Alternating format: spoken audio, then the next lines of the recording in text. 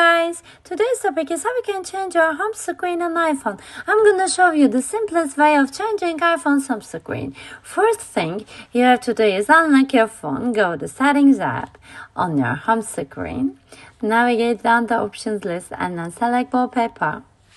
You will see an option for both the home screen and the lock screen. Select the home screen option by clicking the Customize button. Then go to the Photos icon on the toolbar. This will open your photo gallery. Choose the photo you want to use, click on it.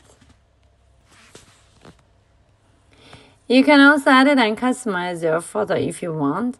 Once you are finished editing, click Done icon.